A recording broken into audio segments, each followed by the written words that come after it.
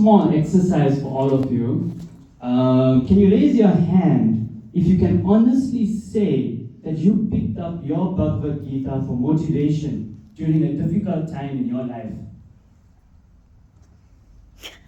Okay, and put your hands down. I believe that many of us are too quick to seek out inspiration from Western culture, but we rarely look at our own Sanatan Dharma. Rest assured, I don't expect any of you to replace your workout music with Bhagavad Gita verses. This is not meant to ridicule the West, as I have been a student and an admirer of Western philosophy for many years myself. However, I am concerned about how few Hindus have read this magnificent book. Before I proceed, please note that I will not be reciting the transliterations of the verses, as many other speakers have already done this during this week. I am, however, going to explain why it is important to read the Srimad Bhagavad Gita. A few years ago, I started my spiritual journey by reading a few religious books amidst my busy work schedule. Although, since April of this year, I have been unemployed, so I saw this as the most opportune time in my life to undertake my first ever reading of the Bhagavad Gita. I searched for and I found the simplest commentary on the Gita, which was written by Swami Chinmayananda, the founder of the Chinmaya mission. And he brought this Chinmaya mission to South Africa. This is the version of the Gita that resonated with me the most. You could say it spoke to me directly, and I answered the call. Beyond being an invaluable guide for navigating everyday life, the Gita is a remarkable source of inspiration and upliftment. For many of us, Bhagwan Shri Krishna's religious call for action is profoundly stirring, as he powerfully conveys in chapter 2, verses 37 and 38. O son of Kunti, either you will be killed on the battlefield and attain the heavenly planets, or you will conquer and enjoy the earthly kingdom. Therefore, get up with determination and fight. Fight for the sake of duty, treating alike happiness and distress, loss and gain, victory and defeat. Fulfilling your responsibility in this way, you will never incur sin. Now, just imagine having someone like Lord Krishna in your corner, offering you this motivation.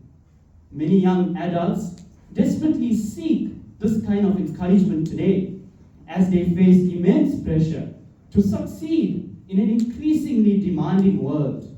Expectations from family, society, and themselves can be overwhelming, leading to stress, anxiety, and depression.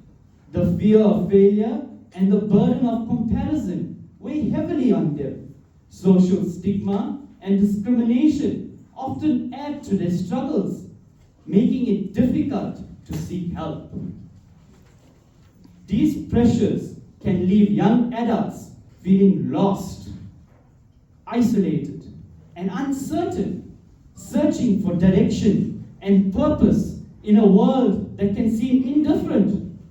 This is where the Gita's teachings become deeply relevant. At the start of the Gita, we found Arjuna, the hero of his age, behaving as a shattered personality. Such an individual, split in himself, comes to feel the problems of life too heavy, the duties of life too burdensome, and life itself too much to bear.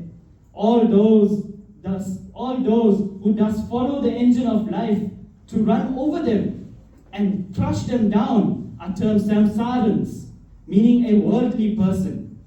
Those who know the art of self-development can easily learn how to steer the engine of existence from its driver's seat, safely around every impediment, and they are the men of realization.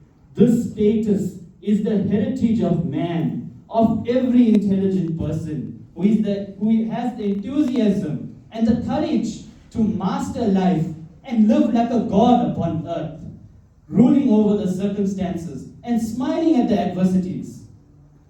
Unfortunately, many older generations did not have enough education in the scriptures to pass this knowledge on to the younger generation. For instance, I look back fondly at my late grandmother, who urged us to pray steadfastly, but she herself did not have any knowledge of the scriptures. This highlights how fragile Sanatan Dharma has become in the recent or modern times.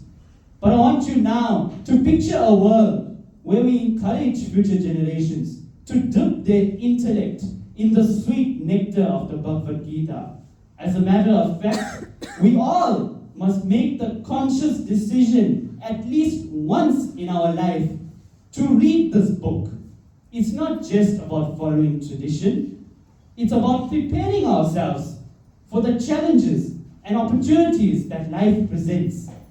Whether you're young and just starting your journey, or older and reflecting on the path you've walked, the Bhagavad Gita offers timeless wisdom. In this age of Kali Yuga, liberation is within reach for those who seek it. Even a slight interest in God can take us directly unto Him. So I urge every one of you to open